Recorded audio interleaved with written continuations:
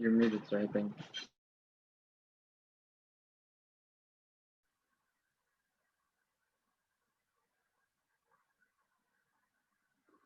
Good morning, pre-calculus class. Can everybody hear me? Yes, sir. Great. Again, I'm going to keep asking that after being a ghost professor for one class for a time that I don't want to admit. I want to make sure that you can hear me. Now, everyone, we will have our first test next week, and I will make an announcement about the particulars. The actual test will be on WebAssign, so it will be similar to the quizzes in your format. So that should be one thing that will be good for you. And also, as you look at the practice material, you're going to find that there are lots of formats, some multiple choice, basically with complete solutions. So look at those tests and those practice tests as just a way to do additional problems. So I want you to have plenty of time to practice as you finish your WebAssign and as you go through your notes and the PowerPoints. Just look at some of those old practice tests and work through them.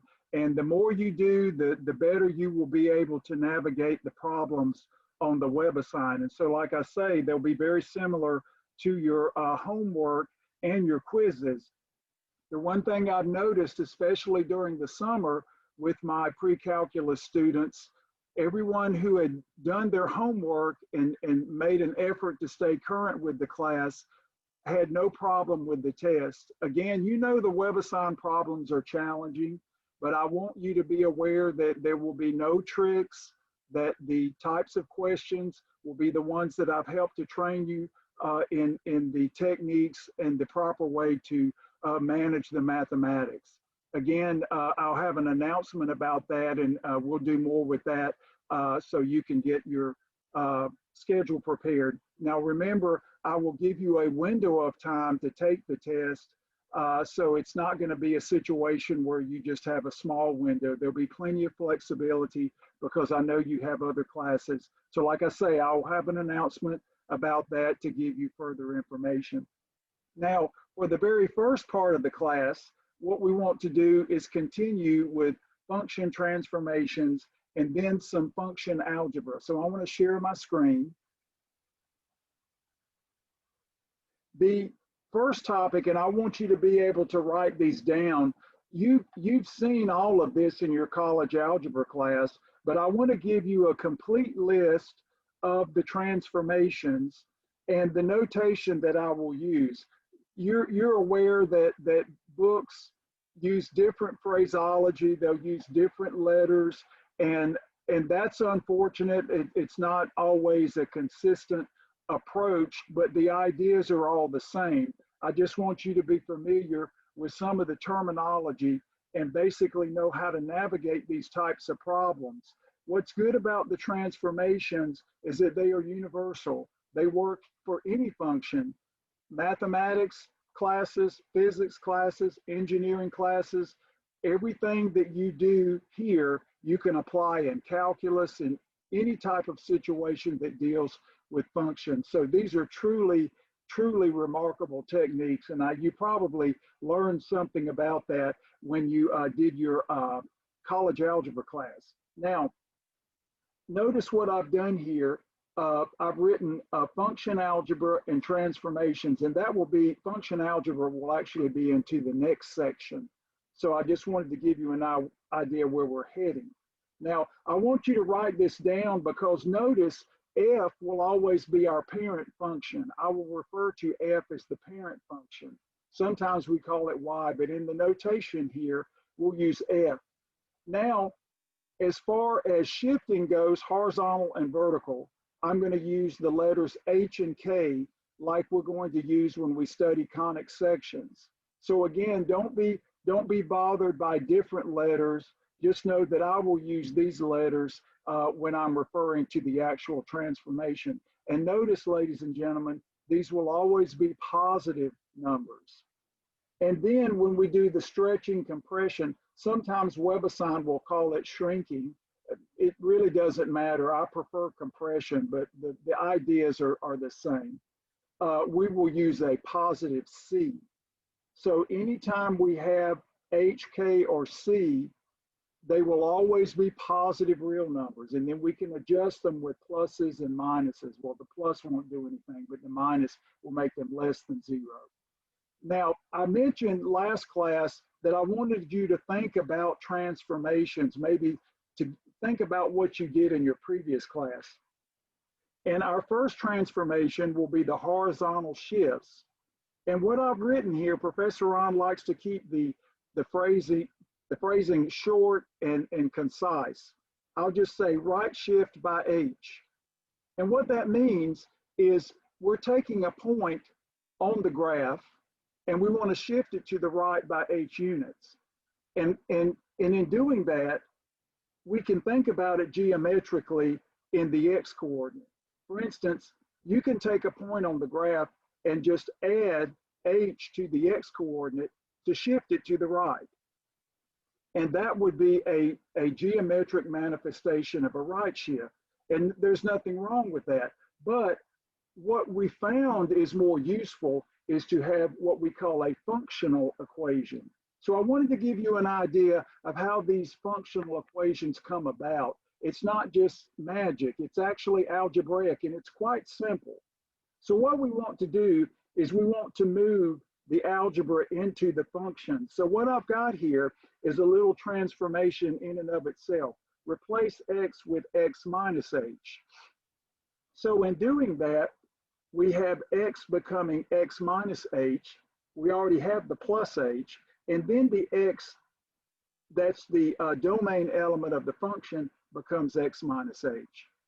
Again, this is simply a transformation that makes these two equivalent. But notice now, the h is absorbed and we're left with an x, and then the functional equation becomes f of x minus h. This is what you remember from college algebra.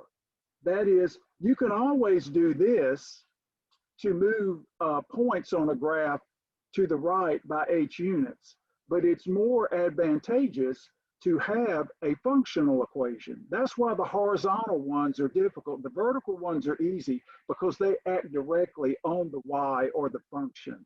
The horizontals take a little more work. So now you might maybe believe a little bit more that your professor would say, okay, if you want to shift the graph of f to the right by h, you replace x with x minus h. And so the beauty of this is when you see a functional equation with this independent variable setup, you know, if you understand what the parent is, that this is a right shift by h, like x minus 2, a shift to the right by 2, or right shift by 2.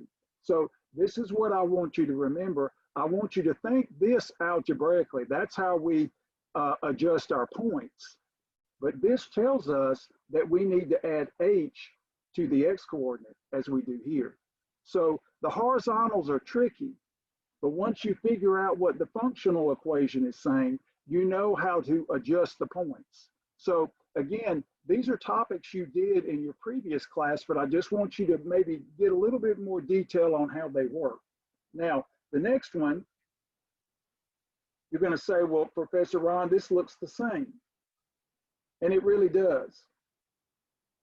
In this particular case, what we want to do, again, minimize the language so we have less to write. We want a left shift by h.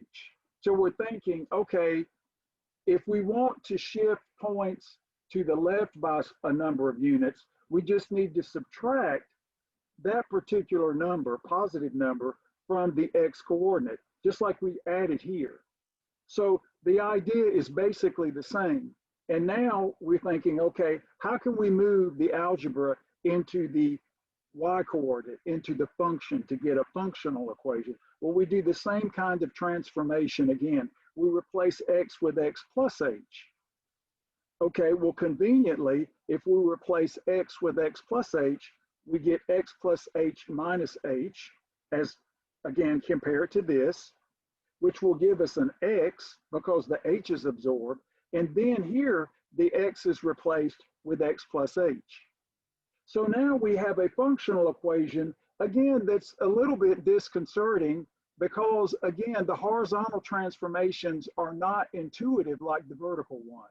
So now we can see, if we see f of x plus h, we know that this particular function has been shifted to the left by h, left shift by h. And so if we're trying to move particular points on the graph, we know that we have to subtract h from the x coordinate. So there's a geometric manifestation, and then there's a functional manifestation. The beauty is that when you do your computer programs and you're working in an engineering class, or you're doing a physics laboratory, these are very useful. And again, just such a convenience to be able to shift horizontally very simply with these functional equations. So again, you remember your professor in college algebra said, okay, if you replace x with x plus h, you have a left shift by h. Again, remember, the horizontals are counterintuitive. That's why Professor Ron goes over them first.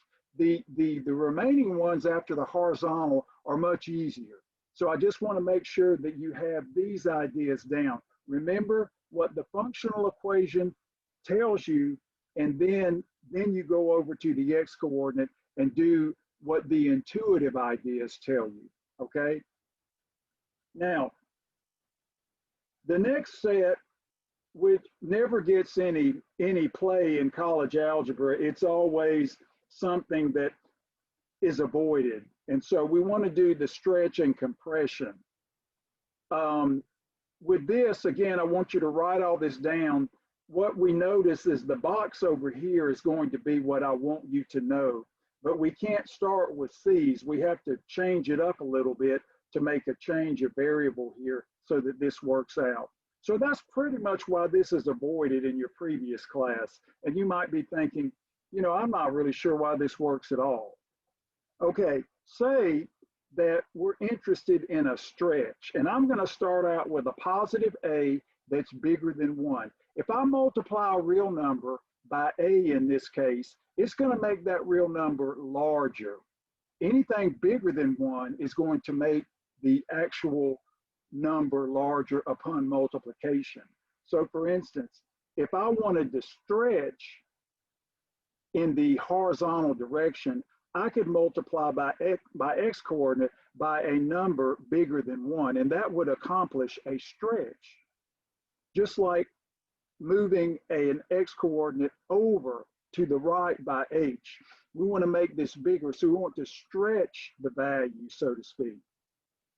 Again, these are doing the same thing in that you've got a motion to the right, but they're done in different ways. So they're really, really quite different, but somewhat related. Now you're thinking, well, how do we get the algebra into the function? Well, again, we do a little bit of smoke and mirrors like we did up here. We replace x with 1 over a times x. And you're thinking, well, I don't think I would have thought of that, but think about what we did up here to get rid of the h. We replaced x with x minus h. That absorbs the h. Now notice here, what can I replace x with so that when I multiply it by a, the a is gone? Well, here, 1 over ax. So now what we do is we replace the x with 1 over a times x, like I have here. But notice the a times the 1 over a gives me 1. The a's absorbed, and I'm left with an x. So again, that's kind of the trick to thinking about a transformation that works. These have become universal. These are standard. And we don't have to worry about alternate approaches here. These have become standard. Now, we might be looking here, we've got this f of 1 over a times x, and we're thinking, well, that looks a little bit awkward, Professor Ron. Can we make that look maybe less awkward? But what we do is we do a change of variable again. That is, we let c be 1 over a. Now look, everybody, if a is bigger than 1, 1 over a will be between 0 and 1. So now we see if c is 1 over a, we get c between 0 and 1. And so now we can say x f of c of x. Now, this is what you remember from college algebra and just probably took it for granted. But now here we see, if we replace x with c times x, where c is a number between 0 and 1, we actually get a stretch by the factor of 1 over c. That is, if c is 1/2, the x coordinate is stretched by a factor of 2. That's where the terminology and the phraseology can vary. I've looked at some of the WebAssign videos, and the individuals doing the videos pretty much say it like Professor Ron, but sometimes the notation is not so good. So when you think of stretch in the horizontal, make sure you are making the x coordinates bigger, okay, regardless of how it may be stated. If it says stretch, then you make them bigger. So again, notice, you remember this from college algebra. Now you might see why it works. If we replace x with c times x, and c is between 0 and 1, then that corresponds to a stretch by the factor 1 over c. So like if again, c is 1/3, then you get a stretch by a factor of 3. The values, the x coordinates become 3 times bigger. So this is very counterintuitive. Again, just like the ones up here. So I'm not saying that these equations are perfect. You do have to get used to the horizontal ones. They always confound students the first time they see them. But now you can see that there is an algebraic reason as to why they exist this way. So now hopefully you'll feel a little bit more confident about using them. Again, you must use these and move forward and not question, because if you question and you never accept these, then you can't get forward through the problem. Now let's do the opposite here. For instance, what Professor Ron wants to do is say, what if we were interested in a compression, that is a shrinking? We want the values in the horizontal direction, the x coordinates, to become smaller, okay? So what we do is we play the game again with the a. We start out with an a between 0 and 1. So if you multiply a number by 2/3 or 1/4 or 2/5 or 7/8, you're going to make it smaller. So what we can do is multiply the x coordinate by ax. That is, replace x with ax. So now the x coordinate is smaller. It has been compressed. It has been shrunk, okay? Now, just like we do here, we want to do the same transformation. That is, we want to get rid of the a and move the algebra into the function to get functional equations. So we do the same thing we did before. Notice, we replaced x with 1 over ax. And so now the 1 over a and the a, just like up here, they absorb and we're left with an x. And now the x becomes 1 over ax as we had up here. So at least the setup is the same. I'm not really going to test you on this, but I do want you to understand that this is algebraic. Ladies and gentlemen, you never move forward in math if you don't understand why things work the way they do, how things fit together. It's not that you get all of this at one time. When you take calculus, you learn a lot of theory and practice. And then as you take more math, when you get to the university, maybe you take advanced calculus, you'll learn more about the derivative. You'll learn more about the limits. So we're trying to build the scaffolding so we can move up a little from the college algebra level. So again, we let C be 1 over A. Now notice, if A is between 0 and 1, like 1/2, and you reciprocate it, 1/2 becomes 2. So now the A, the 1 over A is bigger than 1.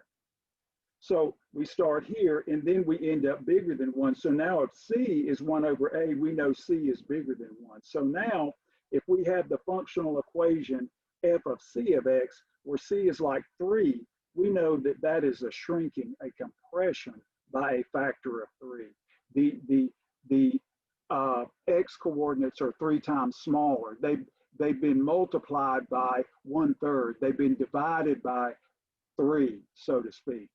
So again, when someone says compress or shrink with horizontal, you make the x coordinates smaller. Don't have to worry about how it's stated because it changes so much. You look in a physics book and they'll say it a certain way. You look in math books, they say it a certain way. I apologize for that because unfortunately math terminology is not universal.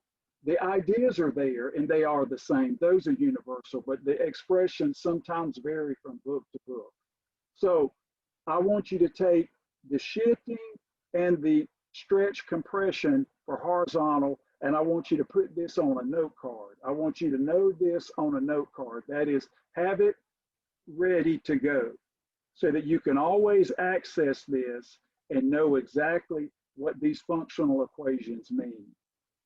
Once you understand it, then you focus on this and you abide by it. That way you don't make careless errors. Now, I will say this, we always need good rest because when we get tired, our logic really diminishes. When I'm tired and I start to work on something or I'm answering an email or I'm working at a problem or whatever, if I'm tired, I check and recheck it 2 and 3 times to make sure that I've said what I want to say. Because when you're working in logic, your brain has to fire pretty quickly. And when you're tired, those synapses aren't as efficient. So just make sure that you go ahead and start putting these into your memory bank so you can use them. So, and we'll do an example where we stack these and I'll show you a way to unravel a function and figure out what the new graph actually looks like. Okay, good. Now, what I want to do are the easy ones. When I say easy ones, I just basically say that we don't usually forget these. Now, look at the following in this case. These are called x-axis and y-axis reflections. That is, you want to reflect a graph in the x-axis. So the idea is that whatever you have above in the graph, you want it to go below, and whatever's below, you want to go above. I mean, if it's just the x-axis, y equals 0, it's not going anywhere, right? I mean, the negative of 0 is just 0. So this one is easy. We're done with it. If we want to move a point directly below, that is, move it from above to below to reflect, we simply take the negative of the y coordinate. That is, we take the additive inverse of the function. Whatever it may be, we slap a negative on the whole thing. There's your functional equation right there. We're done. No more work. The algebra is tied to the y coordinate. Done. That's kind of like these. That's why the x-axis reflection means if you want to reflect a graph, a function, and graphs work the same way, but they may not be functions. We know that. Oh, and let me get rid of all this stuff on the, there we go. If we do a reflection in the x-axis, all we do is apply a negative to the function. Remember, ladies and gentlemen, you apply the negative in a distributive way. If the function has a couple of terms in it, the negative must be applied to all the terms. So many students, and it's understandable. You must apply the negative to every term. Remember, this negative applies to the entire expression. So if it's just one unit, you're good. But if it's a sum, then you must apply it to the entire sum in a distributive fashion. And it's easy to do. So that one's done. So that's why we didn't do that one first, because it's easy. Okay? Now, let's look at the y-axis reflection.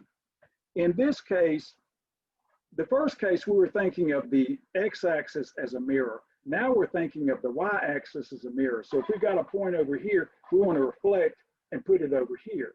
Well, what is that going to do to the x-coordinate? Well, it's going to make the x-coordinate its additive inverse. If we have an x-coordinate of 2, we want to convert that to the negative of 2. If we have an x-coordinate of -3, we want to convert that to its additive inverse, which is +3. Okay, so that means that we put the negative sign in front of the x. And so now we're like, okay, the fun is over. We're back to these. But don't worry, it's an easy fix. So we remember when we had the algebra in the x coordinate, we wanted to move it into the y coordinate. So nullifying the algebra on the x coordinate, that is, make it into an x again and see what that does to the y coordinate. So we can see the good transformation is to replace x with its additive inverse. So that's going to move the action into the function, into the y coordinate, so to speak. So we say the negative of the negative of x. That is, x we replace with its negative, so we get two negatives. The additive inverse of the additive inverse we know is the plus. Very nice, right? I mean, you think about it, it's something we do without thinking about it. We know a negative times a negative is a positive, and subtracting a negative is a positive. Those are all theorems. Those are attributes of the real numbers. And so now notice our functional equation becomes f of negative x. So now if we, for instance, if we see this, we know that the function has a reflection in the x-axis. If we see this, we know that the function has been reflected in the y-axis. Though it's not as complicated as these, we had to do more work for this than we did for that one, because that one was done from the very beginning. So remember, when you replace x, the independent variable, with its additive inverse, that accomplishes a what? Y-axis reflection. So think of moving like this, where the x is changing. When we move like this, the y is changing, okay? So very simple. Again, put these on the note card. When we do trig, we'll do this again. When we talk about some logarithms and exponential functions, we'll do this again. But we won't have to go through all of this. We'll just say, okay, well, let's shift this graph to the right. Let's do a right shift by 3. You know, we're in trigonometry. Let's do a left shift by pi over 2 radians. You know, I mean, the possibilities are endless with these functional transformations. Okay, now the last two, well, they're last because they're the easiest. So you're thinking, well, Professor Ron, you say everything is easy. No, I don't. I just say, I'll say this, once you know how to do it, it's something that's doable. It may not really be easy. Even when you know how to do something, the procedure may still be long and require plenty of thought. That's just the nature of doing STEM work. So let's think about vertical shifts. And we're going to use the K in this case, the K up here, K positive. So if I wanted to do an upward vertical shift by K, I just say upward by K. Or sometimes I'll say upward V shift by K. We just add K to the Y coordinate. Done. There's our functional equation right there. That's why the verticals are so intuitive. If you want to move a point upward by 2, you add 2 to the Y coordinate. You add 2 to the functional equation. So f of x plus k. These are easy, very intuitive, very intuitive. This is how your mind works. Now, of course, if we wanted to move a point downward by 2 units, we would simply subtract 2 from the y coordinate or the functional function. So in this case, our functional equation is f of x minus k. So again, if you're tutoring a friend with the functional transformations, it's probably, and they're a little bit shy about this, and you need to start simple. It's probably best to start with the verticals and then make your way to the horizontals. With you all, I start with the horizontals because we get away. And you've seen this before, and you're great students, so you can understand this. Just remember, the vertical shifts are very intuitive. The functional equation already accomplished. Well, the same thing goes for the stretch and compression vertically. Very intuitive, We don't have to do, okay, let C be 1 over A and then figure out where it lives. Is it between 0 and 1 or greater than 1? That was required with the horizontal. Now, if we're interested in stretching a vertical stretch, or stretching a graph by some number bigger than 1, obviously. We want to make the y coordinates bigger. Okay, well, we take a number bigger than 1 and we multiply all the function values by that. So you want to make the y coordinates larger by a factor of 3. You multiply the functional equation by 3. That makes all the outputs 3 times larger. Okay, again, related to this, but a different operation, just like with the horizontals.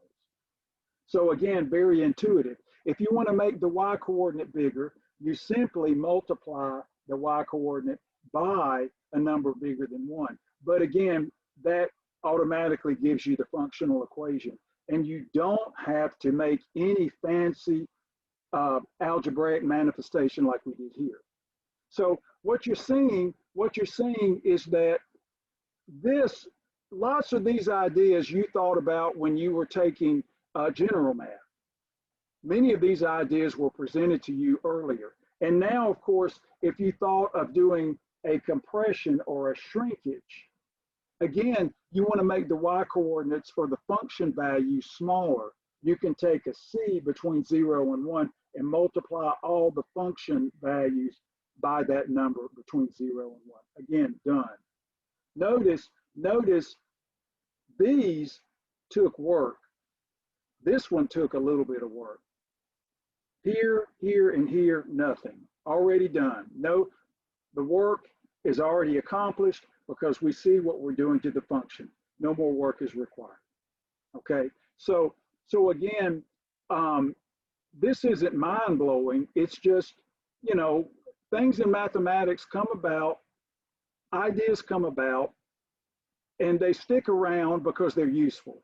Calculus was invented, it was discovered by Newton and Leibniz, and many others contributed. And why is it stuck around? Well, it's very useful. And that's really, you know, there might be lots of mathematical ideas that are out there that maybe I even studied in graduate school, but I don't use them as much, but that doesn't mean they're not important. It's just that, you know, we're thinking of mathematics that can be useful to anyone in any profession, because we always are dealing with functions. I mean, if you're a counselor, if you're a sociologist, if you're an attorney, you still have to deal with functions. You may not call them that explicitly, but we deal with them. Anytime you work with your credit card or a bill statement or anything of that nature, that's dealing with functions. Okay, so again, ladies and gentlemen, no card, no card. You can use whatever phraseology you want. I'll try to be consistent with mine. Just make sure that when you're directed to do something like a compression or a stretch, you're making something bigger or making something smaller. So keep that in your head, because the phraseology will vary. And that's an unfortunate part about mathematics. I'm just letting you know. I wish I could tell everybody to say it a certain way, but every book will be different. You will find that the Stewart text is excellent. It is a wonderful book. Is it a perfect book? Well, no book is perfect, but it's one of the best out there. It's got great mathematics, it's got great exercises, and it's a complete text. And it is a text that is excellent for preparation for the calculus sequence, and that's why I use it. Now, what we want to do are to affect some examples. So let's think about, okay, how can we use these function transformations to actually do some problems? So let's work on one. Now, by Thursday, we're going to talk about quadratic functions and review that. But I want to make an effort here to look at a quadratic function in terms of transformations, and then we can make some observations and use this at the end of the week. Now, I want to stack transformations so we can stack the transformations. We can apply them in succession, basically.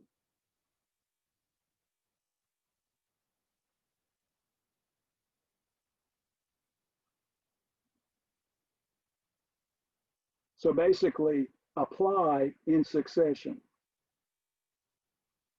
So if we start out with a function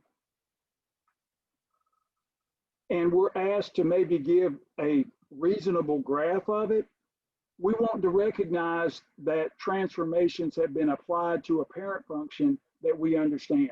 So we're going to start out with the parent, in this case, f of x equal x squared, which is just our friend, our quadratic friend. And we're gonna move the simplest points on this graph because we're lazy. We know what the shape is, so we want to see, can we use this as a parent to actually graph something that's been transformed? And here it is. We'll just call it y. Y equals 3 minus 1/3 x minus 2. Of course, if we had a quadratic that didn't have a completed square like this one does, we'd have to complete the square. Because again, we must be able to recognize the transformations by their patterns. And if the patterns aren't there, we can't apply them.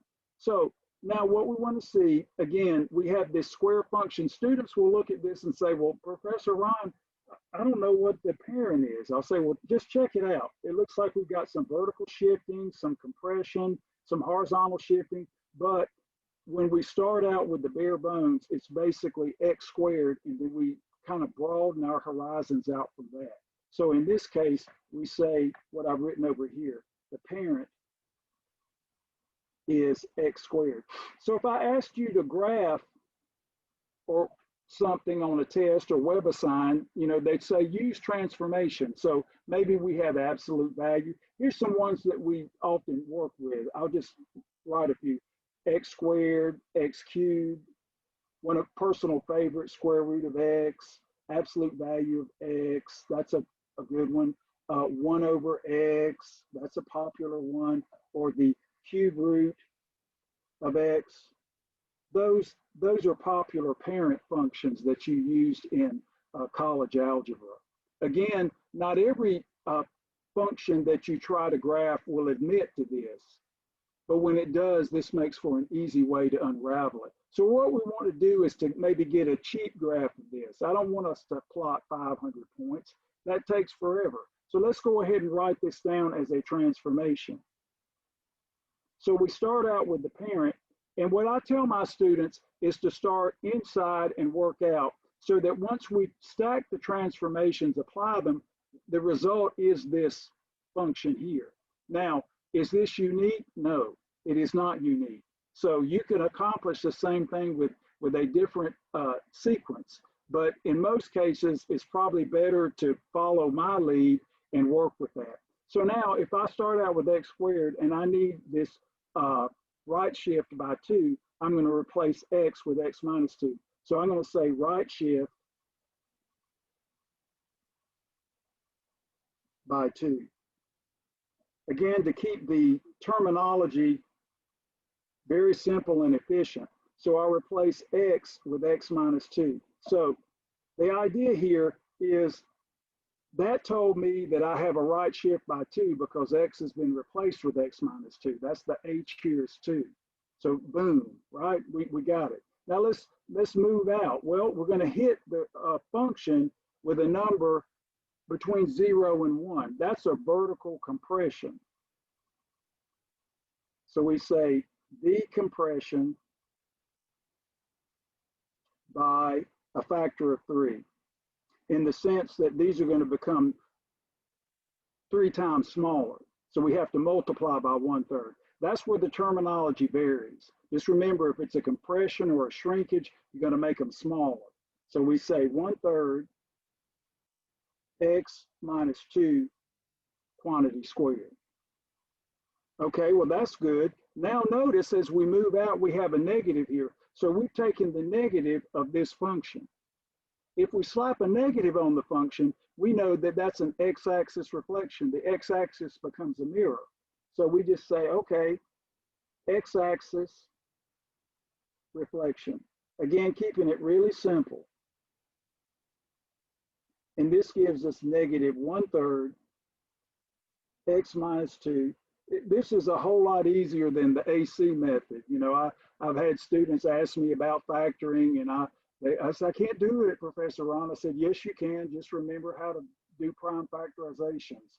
It's really good stuff. And boy, you will use it in calculus or come to grief very fast. So now, when we look at this, we're thinking we're almost home, but now we've taken this function and we've added 3. So we've done an upward V shift by 3. So we say, and I'll just do shorthand, upward V shift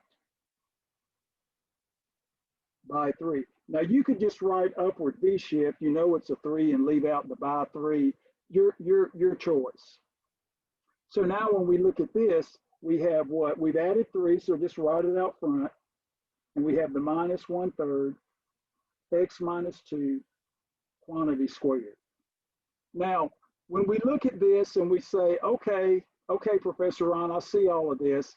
Now, is there anything else that you might need? Well, I'll just say this. Let's go ahead and move some simple points on the parent and see what the results are.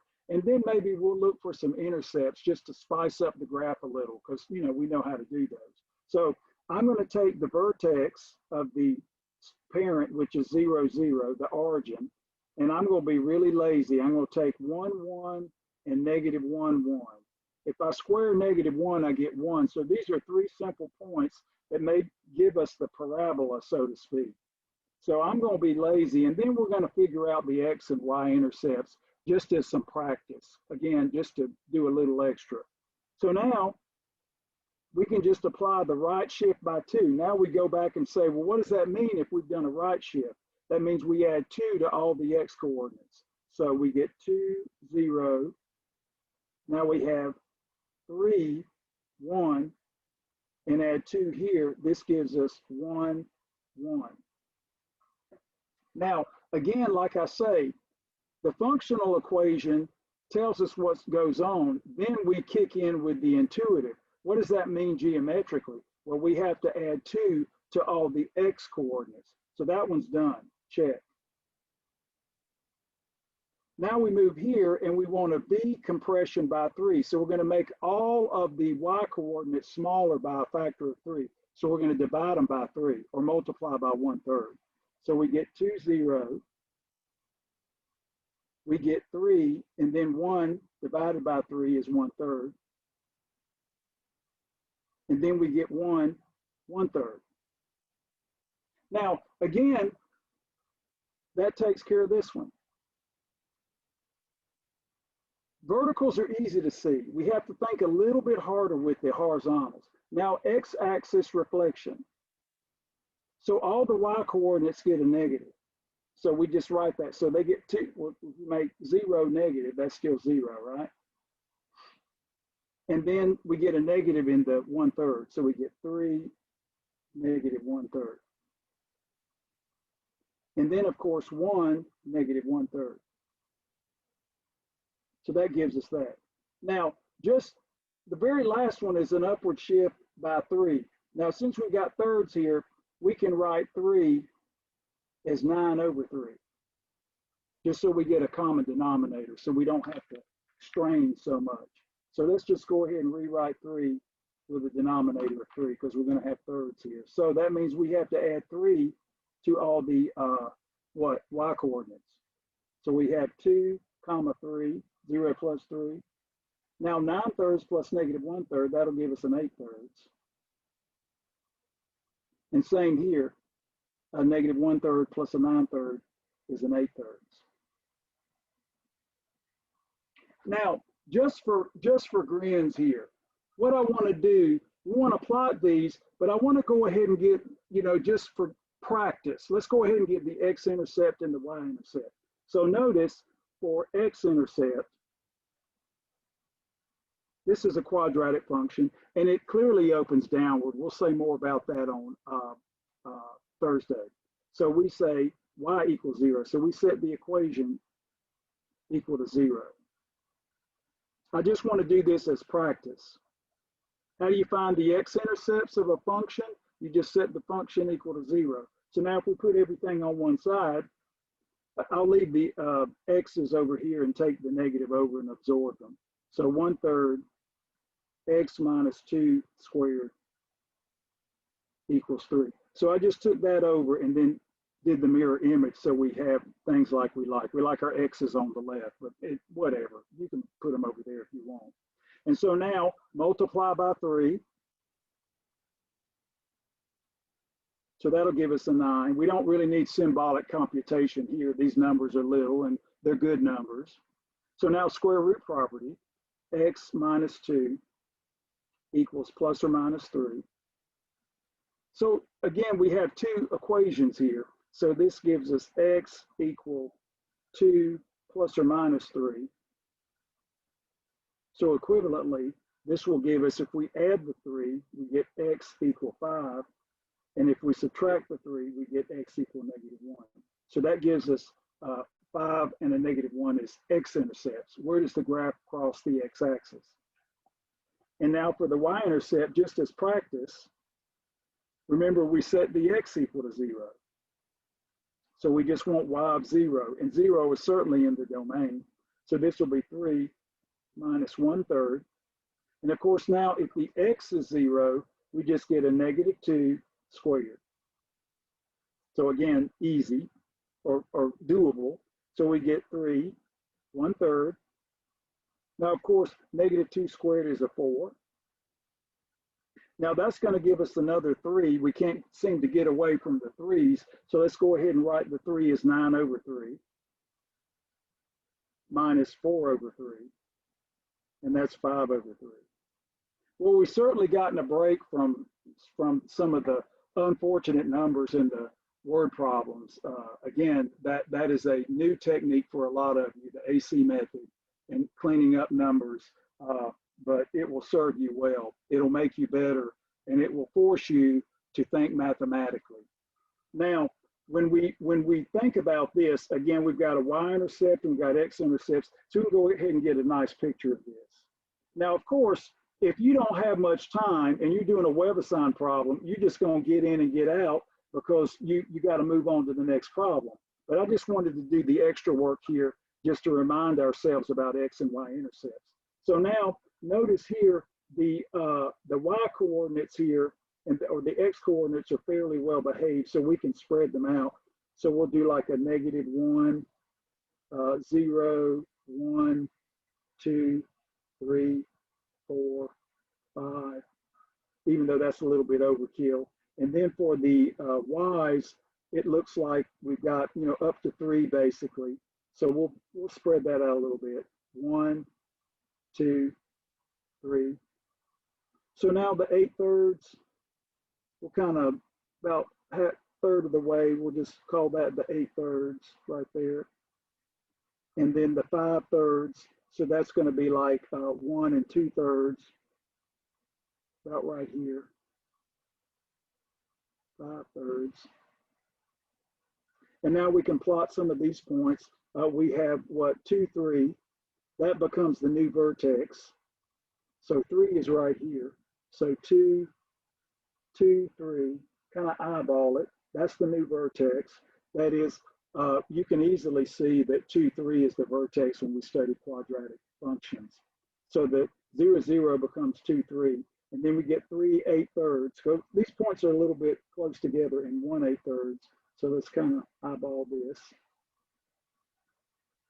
And I'll move it this way, then I'll move it back, and then we'll get the 8/3 axis of symmetry, obviously. We do conic sections at the end of the class, towards the end of the class. This will be a lot of fun. There's nothing like the conic sections. They are very useful, but they can be a source of frustration. And now, of course, x-intercept 1, 2, 3, 4, 5. and then x-intercept -1. So now we can just connect these.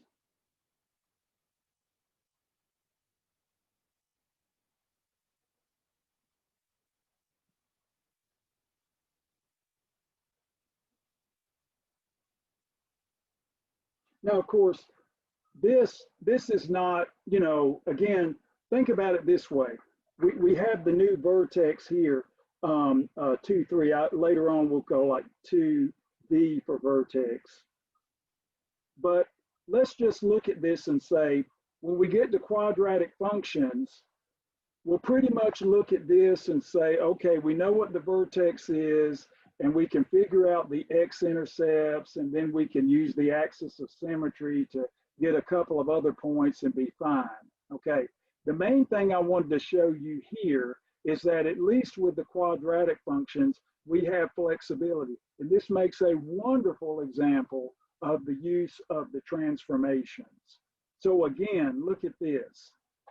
This is the most difficult part. It's easy for me to say, okay, do this to the function, then do this, then do that. That's the easy part. For instance, you know, I'll say, do a right shift by 5, replace x with x minus 5. I mean, those are easy. In that direction, that's something you can do without help from Professor Ron. But when you have to unravel, you have to really pay attention to what you're doing. So I want you to use this example as a way to unravel. Start inside with the independent variable and move out. And just make sure as you apply in succession, stack the transformations, that the result here is this. So is this always unique? No, this is not unique. But in most cases, it tends to be the case that everybody pretty much does the same thing. But again, you do at times have flexibility. And do not be afraid to work the algebra in a way that makes the function open to the transformations. If you have to do some factoring so you can uncover the C, like we have the C here is 1/3, that was obvious. We might have to do some factoring with the independent variable for horizontal stretch or compression, just because the way the functional equation comes to us is not user-friendly. So just be very aware of that. Now, again, when you do your WebAssign, you'll have many opportunities to practice with this and stack them, like follow the directions, but this is the most difficult one to do. If you can do this, you can do any of them. Now, again, as you look at some of the practice tests, you'll see some other examples of this, which you should go through and just, you know, or make up your own problems. You know, you can make up your own problems and be amazed at how much you can get out of that. Now, there are 2 types of functions that are important to us. They're called even and odd. Now, you did this in college algebra, but it's probably rusty. So Dr. Stewart throws this in, and of course, when you take calculus, even and odd will be very important, especially when you get the integration. Ask my Calculus 2 students who are doing applications of the definite integral. They're definitely a good thing to know. So definition, we'll say the function f, the function f is, in this case, even if and only if. There are 2 attributes that we need. Number 1, we need that if we need a symmetric domain. If x is element of the domain of f, and I'll use the shorthand dom f because, you know, we're lazy and we don't want to have to write forever. Domain f, that means that its additive inverse must also be in the domain. So we need the full complement of the domain. We need the domain to be symmetric about 0. If you have 2 in the domain, you need -2. If 3 is missing, -3 must be missing. You see, we want symmetry about 0. That we have to have. And usually that just means you compute the domain and verify that, which we know how to do. And then the second part is really the defining equation for even. That is, if we take an element in the domain and apply the additive inverse to it, basically what we're saying is we're doing a y-axis reflection. If we do that, because we know that's what that will accomplish, what does this equal if the function is even? Basically, what we get is f of x. So we're thinking, oh, okay, if I replace x with negative x and it doesn't change anything, then I must have a graph that's symmetric with respect to the y-axis. So basically, this is one of these litmus tests, so to speak, that says that even functions must have y-axis symmetry. So we'll say graph has y-axis symmetry. Now, you can practice a lot with these types of functions. I just want to make sure that you know what they are. They will come up with the trigonometry. The 6 trig functions fall into these categories, so we need to know this. So you'll get better at this as we work through the class, and you might as well, at least at this point, might already be an expert on this. It just depends how much time you spent on it in college algebra, if you did it all. The function f is odd if and only if.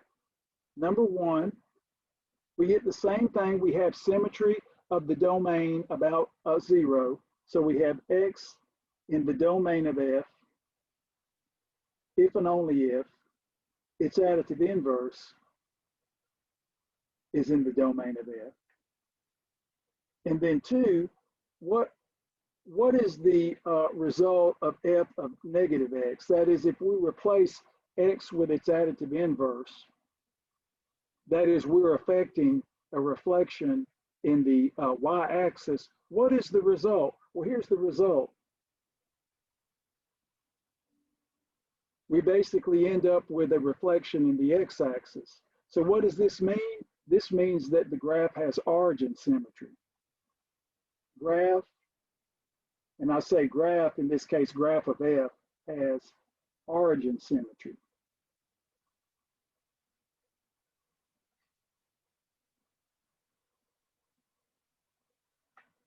So for instance, let me just kind of write down something here. Let me just give you 2 simple examples. Here's an even one. We just did the x squared bit. Say we have something like this. This is kind of the prototypical even function, something that has symmetry with respect to the y-axis, something like this.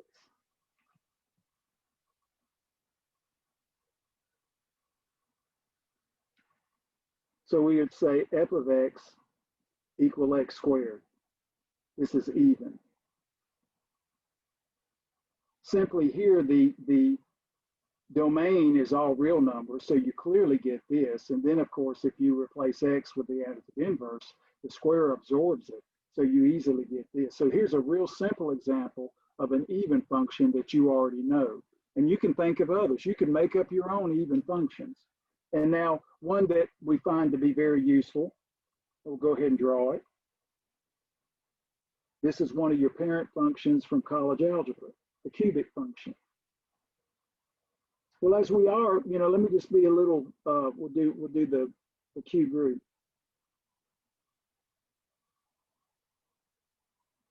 We have a vertical tangent at the origin, like this. This is f of x equals x to the 1/3. So again,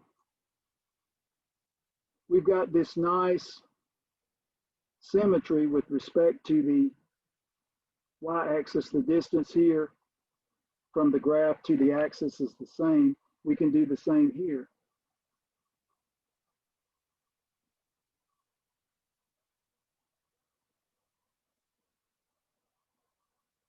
These distances being the same, origin symmetry.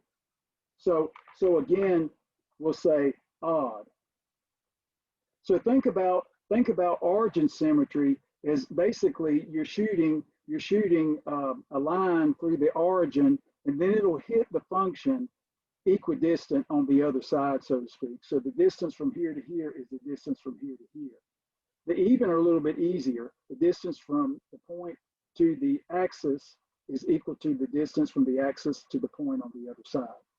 So graphically, it's fine to think of even and odd functions. If you generate them, again, this isn't a proof. This just basically says that if you start to draw a function that you know is even or odd, you should make sure the symmetry is there. At least it doesn't have to be a work of art, but that, you know, there's some reasonable deal going on. Someone could say, oh, that looks like an odd function. Again, the proof that you have even or odd would have to result from doing this. Okay, you have to, that's the proof. A picture is nice, but it's not a proof. Okay, now I just want to say one thing, quick idea about an example. Say we have f of x, and then we'll talk about composition and function algebra. So here's an example. Say we have f of x is 3x divided by x squared plus 1. Now, as you find, word problems are difficult in that they take a lot of algebra, a lot of number theory, a lot of equation solving.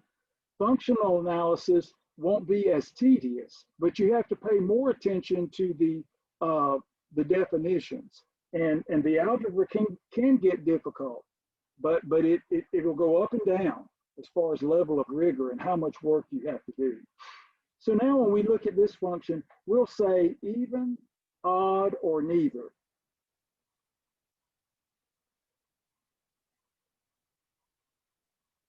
So we're thinking, you know, even and odd are pretty restrictive.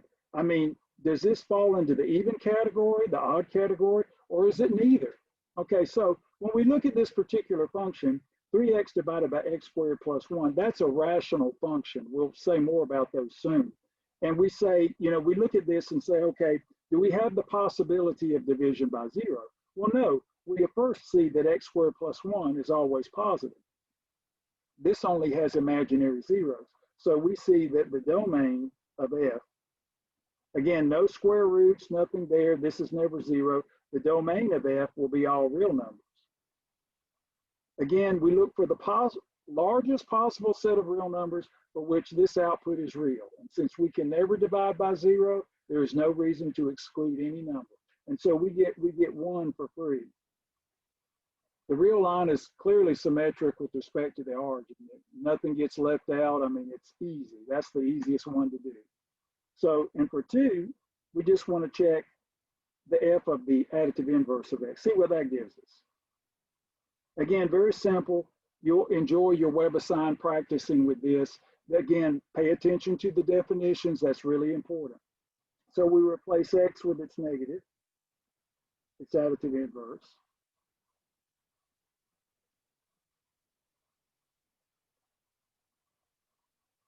And so now 3 times the additive inverse of x is just negative 3x. And then, of course, if we square the additive inverse, the negative times the negative, that absorbs, and we just said x squared plus 1. Now, when we have the negative of for instance, if we have a fraction and we have a negative in the numerator, we can move the negative out to the left. That is, you can put the negative here or outside. So we're just going to go ahead and run the negative out here. So, of course, if you move it back in, you can move it up to the numerator, or you could move it downstairs and make the x squared negative and the 1 negative. Either way, you can move the negative anywhere. And now, of course, that's the original function, so we get the negative of the original function. So this right here is the original function. So what we see is that f of negative x, or f of the additive inverse of x, is actually the additive inverse of f of x.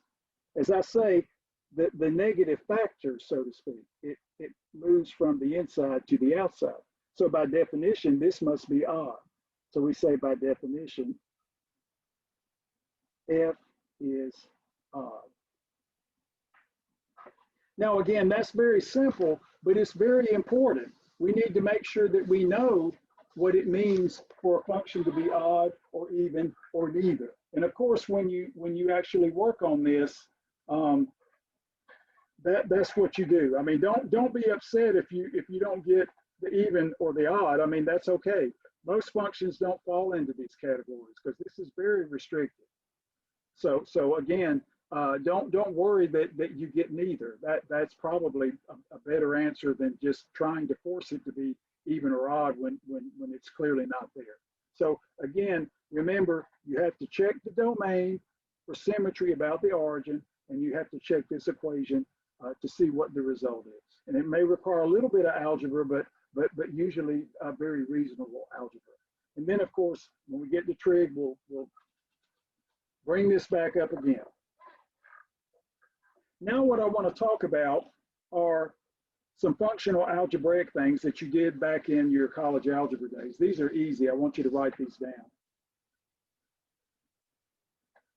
And when I say easy, I'm just saying, again, this is review.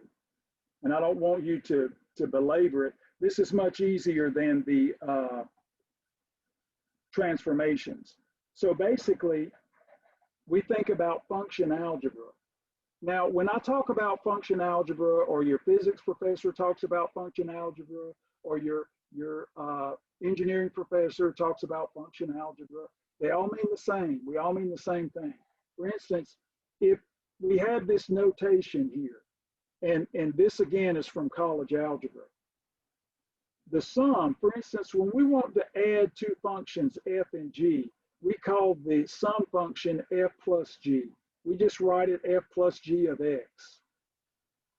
And you're thinking, well, what does that mean? Well, it just means for every x in the domain, the common domain, you just add f of x and g of x. So you're thinking, well, that's common sense, and it is.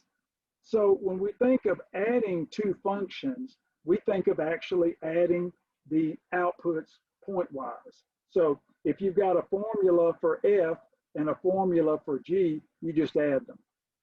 I mean, maybe you can combine some terms if you want, but you add the formula for f to the formula for g, and that accomplishes the sum.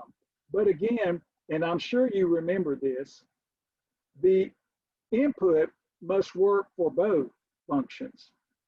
So when you consider the sum and you consider the input x must also be, if it's in f, it must also be in g, and vice versa. So I could not make any sense out of this if this were not true. So what we use, ladies and gentlemen, is the intersection formula. Remember, we love the union. The union is so convenient when we're doing domains, and we've seen that in WebAssign, but this is intersection. The union is one or the other. And usually they're disjoint when we use the interval notation. Here this means that x must be in the domain of f and the domain of g. So the intersection is basically the and, the union is the or, okay? So not surprising, a function is a machine, and the machine only works if you input values of x that make sense for it. And we're dealing with real valued functions of a real variable. So we want a real output with a real input. Now, 2 is kind of a waste of time. It's obvious. But what we do is say, what about the difference? What if we want to say f minus g? So the function, we just call it f minus g. Well, we just take the value of f at any x in the common domain and subtract the value for the same x, g of x. So the difference function is just interpreted f of x minus g of x. You may think this is silly, but this is actually very useful when you do your calculus. And so that's why we're talking about it now, because it is important. And so you might be making up a function in an optimization problem. We make up a function all the time in this class. We make up a formula, and then we have to say, well, for which x does this formula even make sense? It may make sense for negative real numbers, but does it make sense to have negative time? You know, we found that out when you dropped the ball from the building, the inequality. You had to get rid of the negative values of t because that wasn't relevant for the reality of the problem. So again, mathematically, you may have a solution, but it may not make valid sense for the actual problem you're solving. Okay, so again, the difference is just what you think. Product, the same way. We simply write the product of two functions as f times g, juxtapose. You know, when you put two variables together, you say xy or x times x, you know, juxtapose. So fg is just the product function. So you just say f of x times g of x for all x in the common domain. Again, the x must be in the domain of f and the domain of g. Again, this is very simple at this point, and you will not find these problems difficult, but I want to make sure that you have the function algebra definitions down. Now, again, you're thinking, Professor Ron, do we even need to write any of this? Isn't that like obvious? And I might say to you, you're exactly right, because what I'm writing here should be obvious to everybody. This is like beating it to a pulp. If I write this, the x has to make sense in both. So writing this here is just really a reminder. I mean, you don't have to put it there. You clearly are not going to put in values of x that don't make sense for g. So this is just a way of reminding us. It's like we call in your philosophy class or English class, you say a tacit assumption. You don't have to mention it, it's obvious. We tacitly assume, we assume this. Now, for the different, not the difference, the quotient here, and let me write this over here. Let me say quotient. That's the ratio, quotient. When you get to calculus, you know, we get the logarithms, we have the product rule, the quotient rule. When you get to derivatives and limits, you'll have the product rule, the quotient rule. Kids, these terms are going to get overused and start to converge. So when you think of dividing two functions, you just say f divided by g. How do you define it? You just call it f of x divided by g of x for all x in the common domain. And then, of course, we want this to make sense, so we have to assume that g of x is not 0. So again, this is, again, pushing home the fact that you know you could never divide by 0 because that's not defined. So again, these are very, very straightforward. They make sense, but we have to write them down. We have to think, well, if we add two functions, it's like adding two numbers for every value of x in the common domain. If we divide two functions, it's like dividing two numbers. We think of all the outputs as possible fractions. So again, think of this as just like how we work with real numbers, because the outputs are real numbers. So again, the functional analysis, the number theoretic analysis, the algebraic analysis, it's all the same. Now, let's look at an example where we actually subtract two functions, and let's figure out the domain. So here's an example. You'll like this one. So we have f of x equals the square root of x plus 3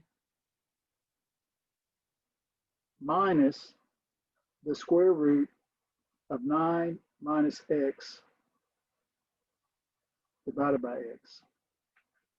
So basically, in this case, this is a difference of two functions. Boy, kind of scary. So we say that this is actually a difference of two functions.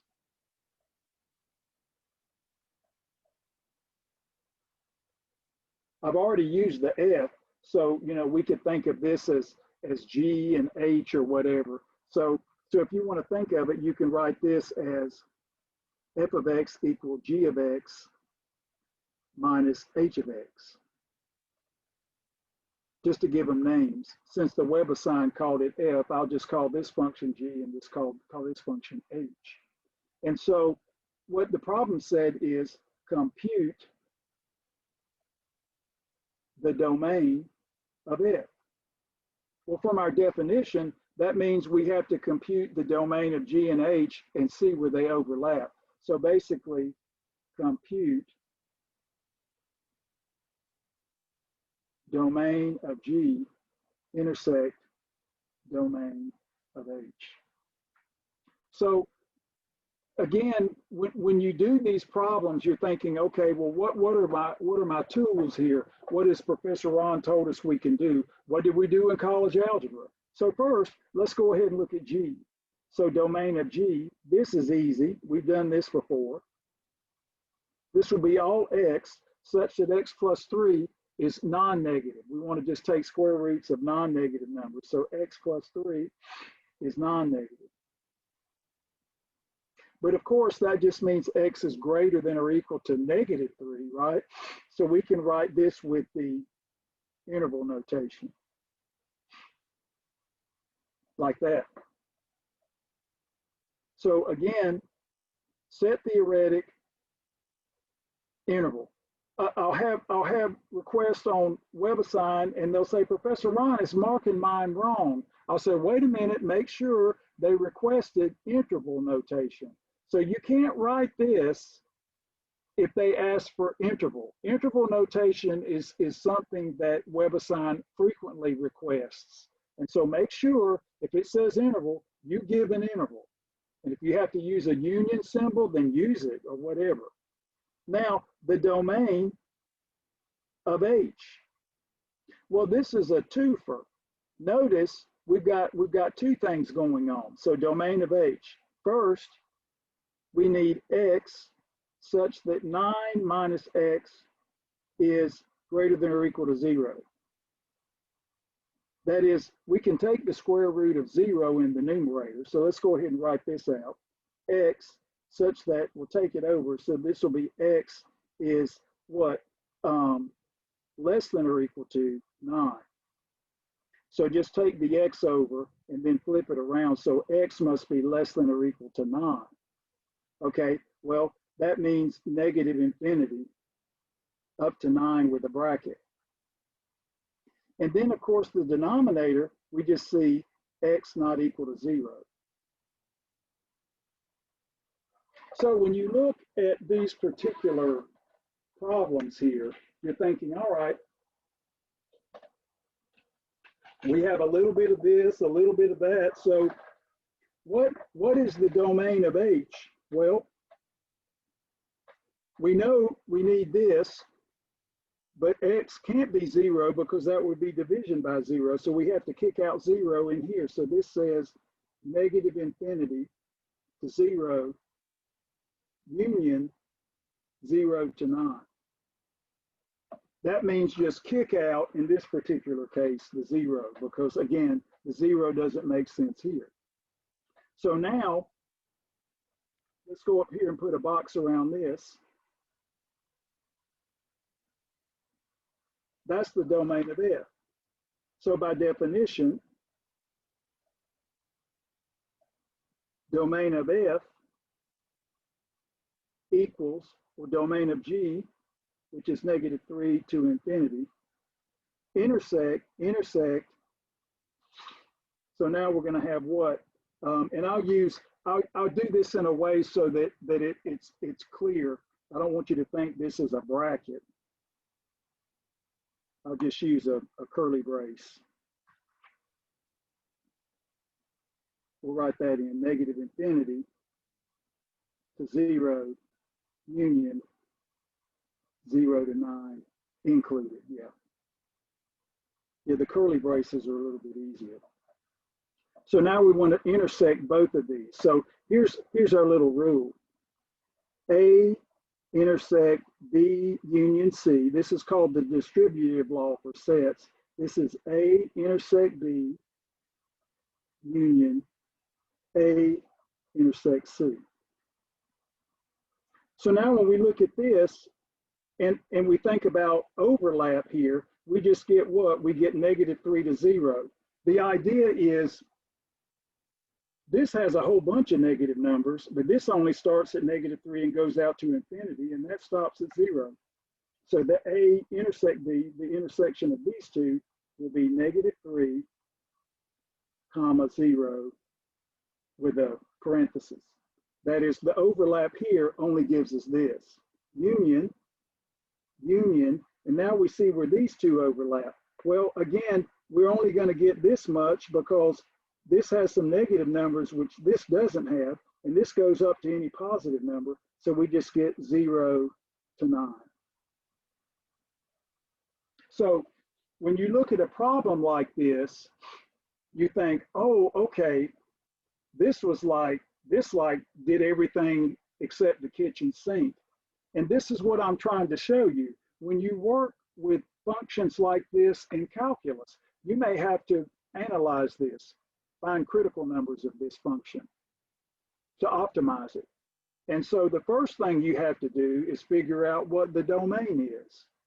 So you'll do your calculations on each, figure out, real input, real output like we've done here, and then you apply the definition of, in this particular case, the common domain. That is, when you take a difference, the domain of the function must be common to both components. So we have a G and we have an H. So again, the domain of F must be the domain of G intersect the domain of H. And this is a new little rule here called the distributive law for sets.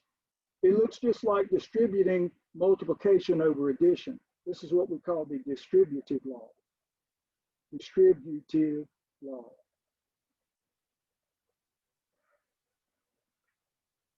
Now, when you think about this, it's really interesting work. This is following the definition. You can tweak this a little bit, but again, you need to do it in a way so it's systematic. Check each of the functions, then put them together, then find where they overlap. This is just a mechanism to make that a little bit easier to figure out. Of course, this is a WebAssign problem. So when you see it, you'll be like, oh, Professor Ron has done this problem for us. But here's the thing, ladies and gentlemen. That's why I like the books that I use in my math courses. They keep you vigilant. They keep you working. Sometimes I'll say to a class, you need to know how to do this. So you practice this problem because these steps are not trivial. And you work on it and you master it. You see a similar problem like this on the test, boom, boom, boom, boom, you're done. That's growth. That is knowledge you put into your long-term memory bank. And that's what I want you to be able to do. That's how you will be successful in your future math classes, as you build your long-term memory. We can't rely on short-term memory, unfortunately. It's something that it's fleeting. And we've got to get things into our long-term memory registers so that we can call on them when we need them. Now, let's look at an example or another type of way to combine functions. You're thinking, now, Professor Ron, there's something we did in college algebra. We added functions, we divided functions, but there was that funny thing what we call composition of functions. Now, like I say, the phraseology is always crazy with these things, but I'll give you ways that are normally used in math books. So definition.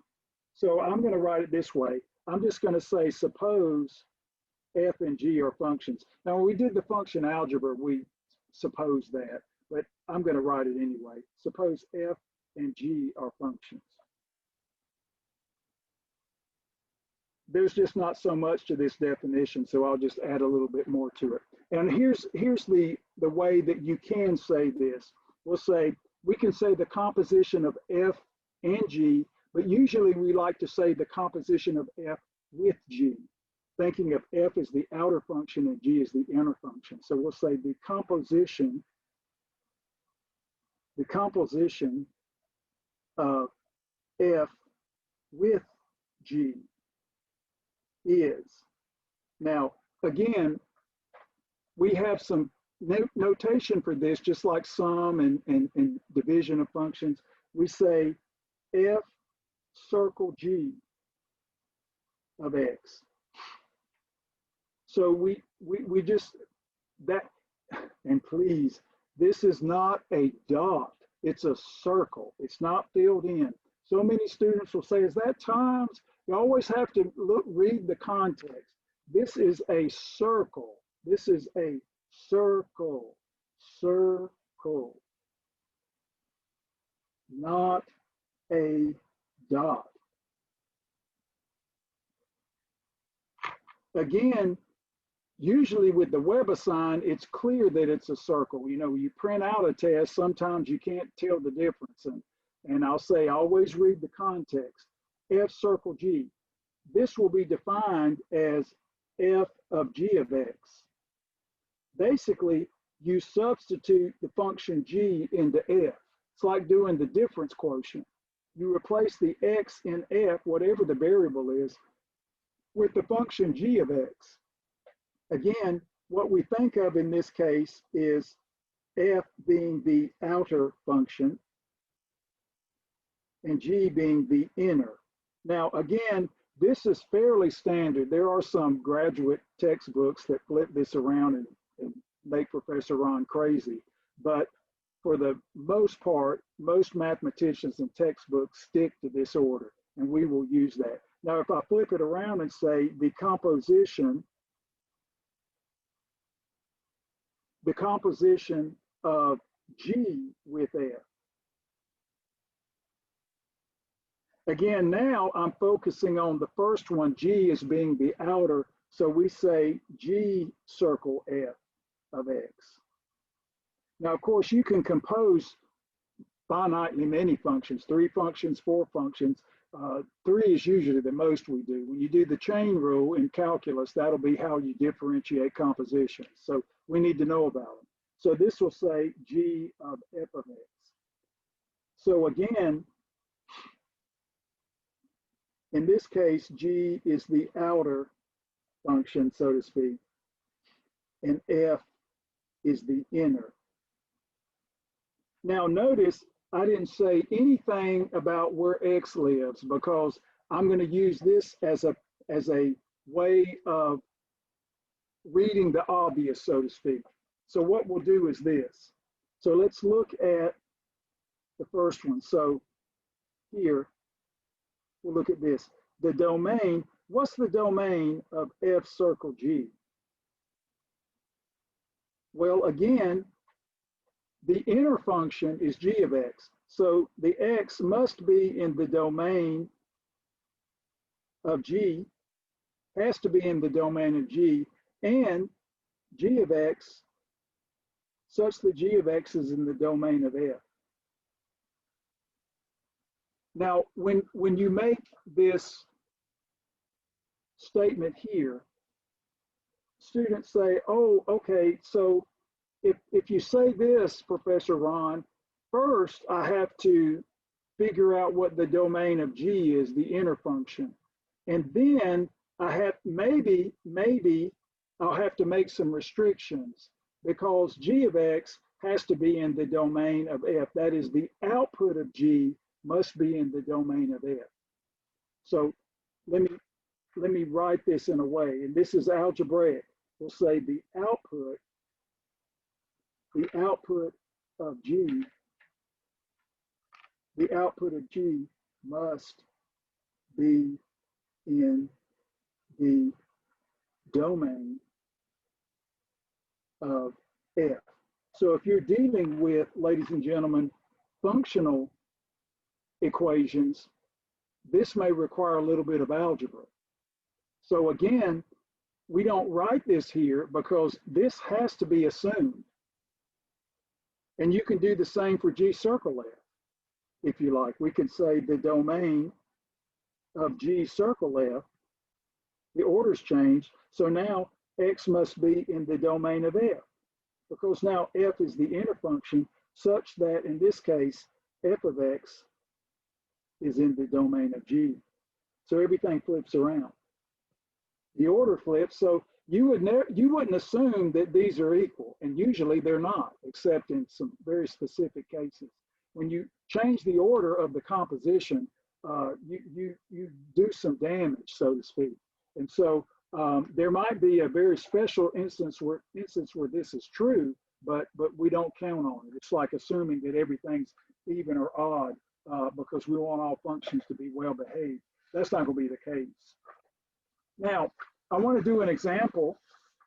In your WebAssign, you have some problems where they give you charts of values where you easily find, say, F circle G of 3, and they give you charts of values. Those are real simple. You just follow the chart. I'll say something about that. But I want to give you an example first of functional equations, just like we did with the difference of two functions. So here's an example. So say we have f of x equals 1 over the square root of x.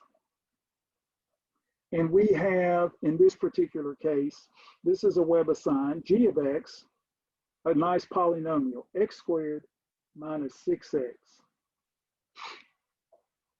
Now, when we look at this in this particular problem, and here's what I've written. I'll say we'll start it this way. Let's see, I've got a couple of examples here that I want to do. I'll do this one since it's a little bit more interesting. So I'll say compute f circle g of x and the domain of f circle g. So again, when you do your WebAssign, sometimes you're going to think, well, my goodness, this never ends. So just do what WebAssign asks you to do and be happy about it, because the practice is something you need. So now we're thinking if we just want a formula, all we have to do is substitute one into another. Notice just for grins here that if we factor this would be x times x minus 6. Just maybe down the road, that might be useful to us. So for instance, f circle g of x by definition is just f of g of x. So we're thinking of f as the outer function and g as the inner function. And so this says f of, well, what is g? X squared minus 6x. So again, that's why I did the difference quotient. So now everywhere you see an x in f of x, you replace it with x squared minus 6x. This is now the new input, so to speak. So here's the function. There's only one occurrence of x, so we get 1 over the square root of x squared minus 6x. And so when we look at this, here's our formula. That is, replace x in f with x squared minus 6x. Now you had plenty of practice with this in college algebra. But again, things get rusty and you're thinking, why are we doing this? I mean, sure, you know, compositions are useful and there will be cases in calculus where the compositions will be treated in a lot of detail.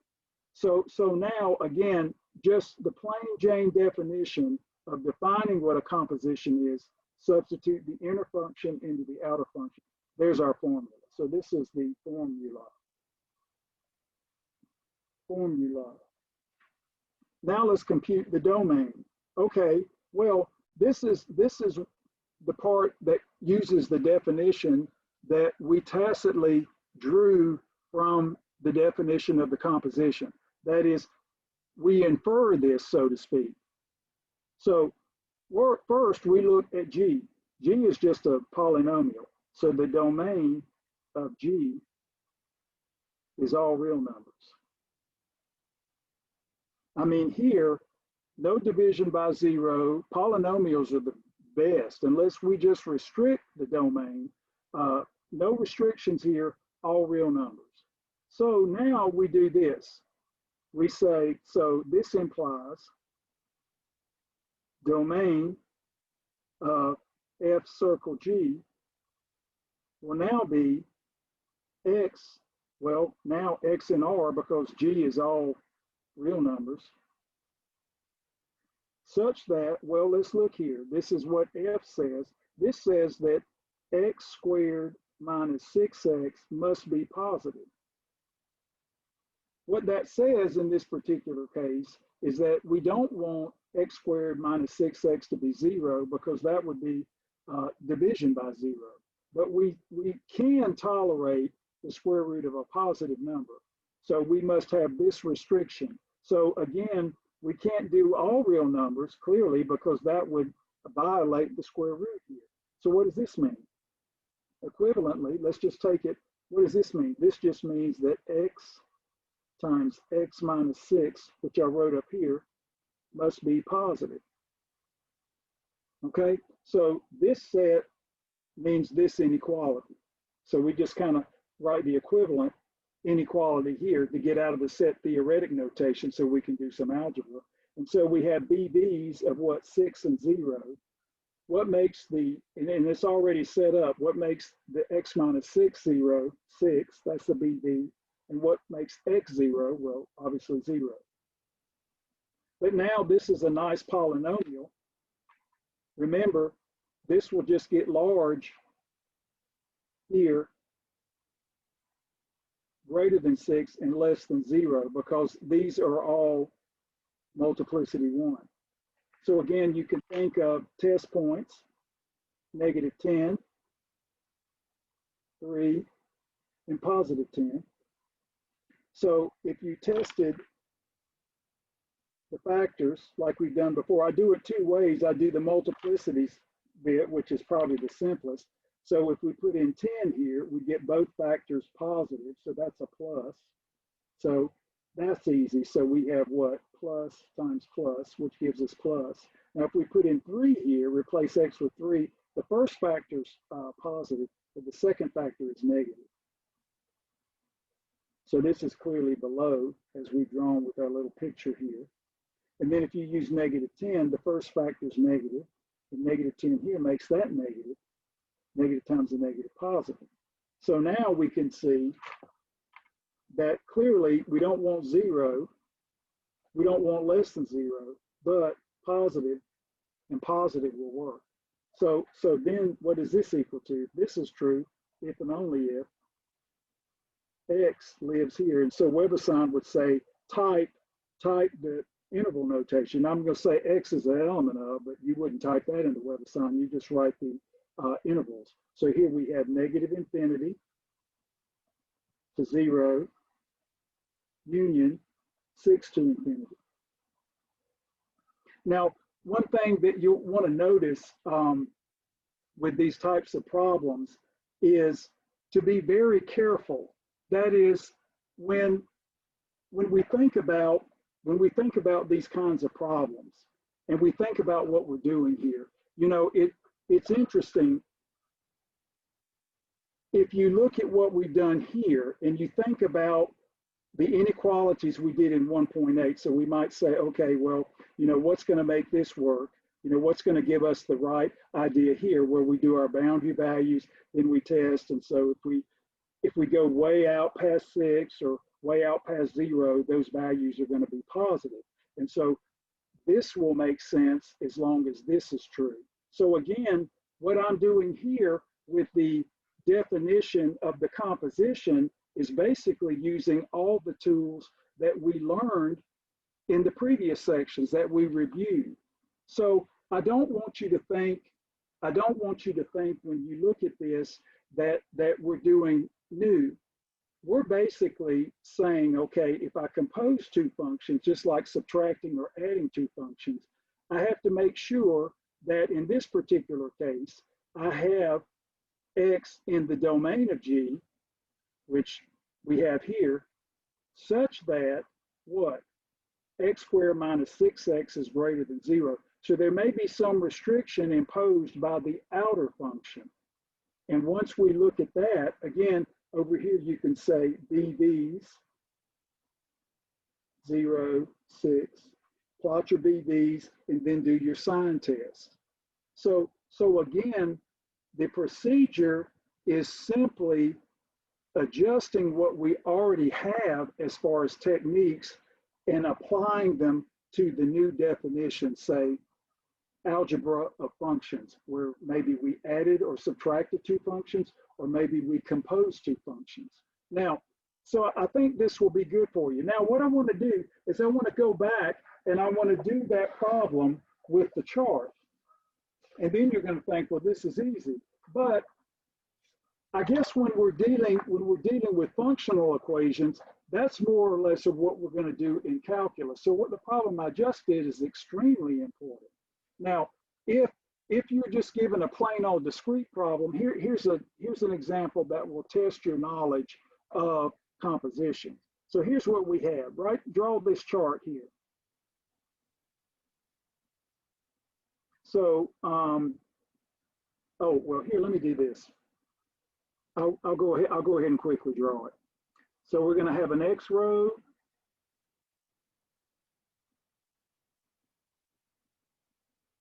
And we're going to have an f of x row and g of x. So go ahead and draw this. X, f of x, g of x. And I've got 1, 2, 3, 4, 5, 6. So cut that in half, and then 3 here, and then 3 here. So what we're going to do is we're going to compute some values. I'm just going to give you 2 to compute. Here are the inputs. 1, 2, 3, 4, 5, 6. So these are the inputs to x. F of x, 3, 5, 1, 2, 6, 5. Not very interesting, but those are, for instance, when you read this chart, f of 1 is 3.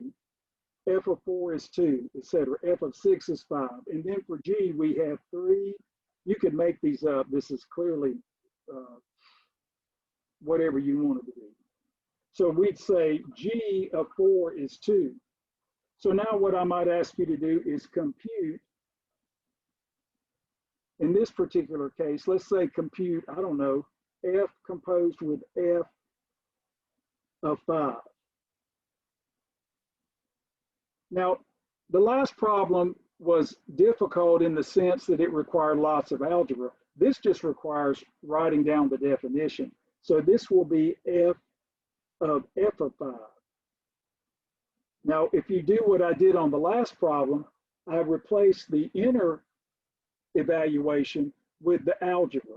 So F composed with F of 5 is F of 5. So F, here's 5, F of 5 is 6. So this is F of 6. And now to finish, we need F of 6. F of 6 is 5. So you're thinking, I like those problems. Well, don't get used to them. That's the first one was more important. But I want you to think about this. So say I asked you to compute G of F of 4. Now, if you had formulas, you do the same thing. You just have to probably do a little bit more work to figure out what the numbers were. It's the same thing. G composed with F of 4 is G of F of 4. The notation is really important, everyone. People often say, well, Professor Ron's very theoretical and proof-oriented. Well, no, I'm not. I do the proofs that you need to understand to do the math. If you don't understand it, how can you use it? I mean, if you memorize everything, that's short-term memory, and that's not what I want for you. So we want to use the definition. So now we need G of F of 4. Well, let's go up to 4. What's F of 4? That's 2. So this is G of 2. We'll do this in calculus, and now G of 2, we'll go to the 2 row, G of 2 is 5. So when you use the chart, you're really doing the same thing with the functions, but you're not having to compute them. The chart gives you the values directly, so you could make up your own problems here. Again, this is nothing unique. It's just a way of saying, okay, do you know what the definition of composition is? Because when we look at this problem, we see that we weren't given discrete values.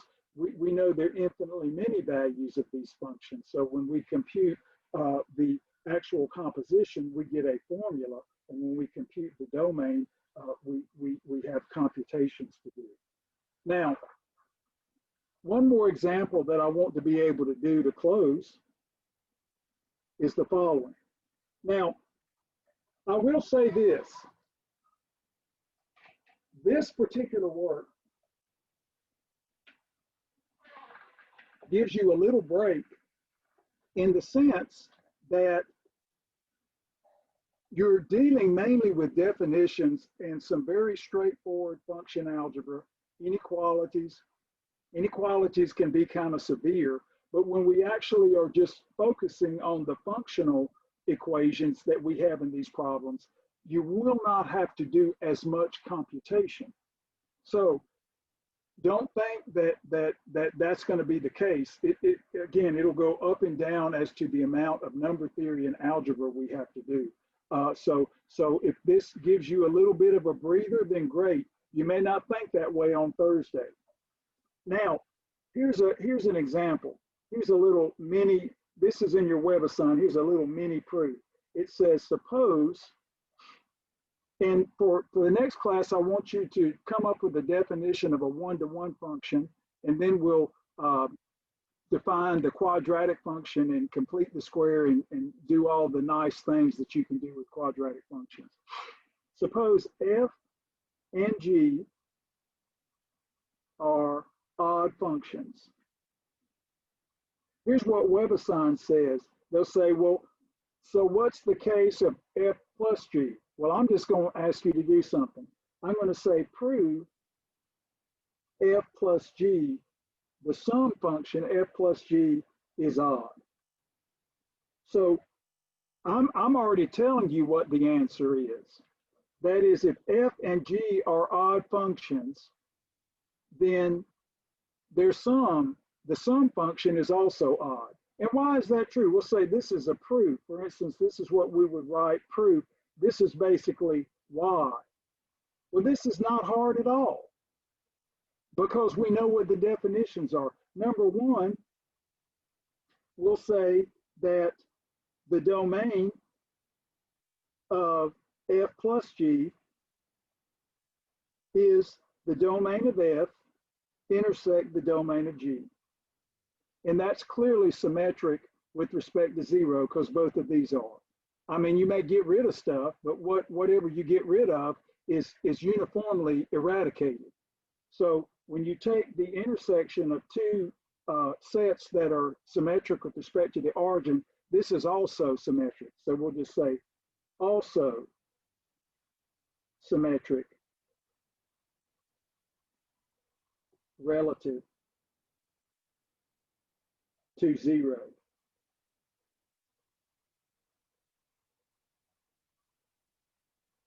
I mean, you may not have much left once you take the intersection, but what's left is necessarily symmetric because what you start with is symmetric.